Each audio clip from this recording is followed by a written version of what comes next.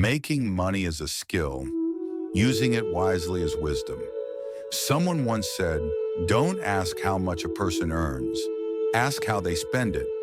Because how we use money is the clearest mirror of our wisdom, our character, and our vision. In today's world, everyone wants to make more money. We study investment strategies, explore business opportunities, and chase ways to double or triple our income. These are valuable pursuits.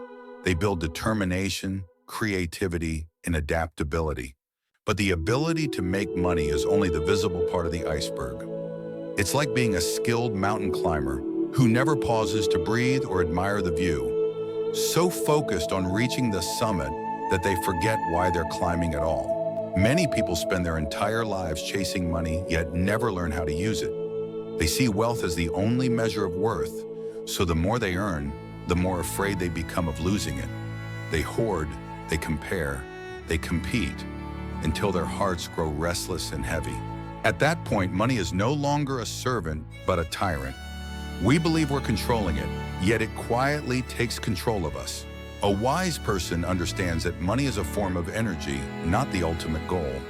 If earning money is the skill of the hands, then using money wisely is the wisdom of the heart. Wisdom reveals that money itself is neutral. It carries no moral weight. It becomes good or bad depending on the mind that wields it.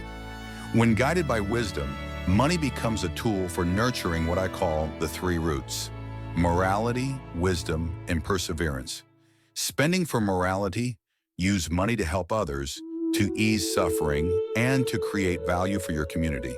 Give not for praise, but because you understand that true happiness arises from giving with awareness.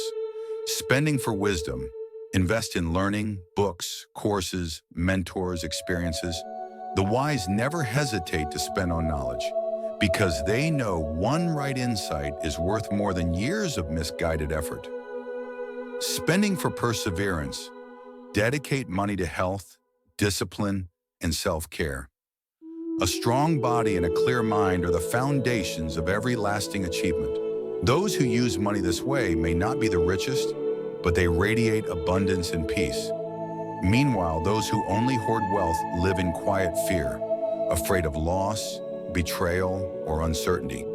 In the end, they become prisoners of their own fortune. To use money wisely, we must first cultivate what Eastern philosophy calls right view, the ability to see life as it truly is. Most suffering comes not from money itself, but from misunderstanding it. The unwise believe, if I have more money, I'll be happier. But those with right view know that happiness comes from freedom.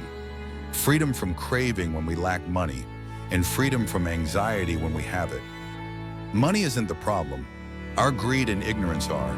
If we spend a show off to buy false security or to fill the emptiness inside, no amount will ever be enough.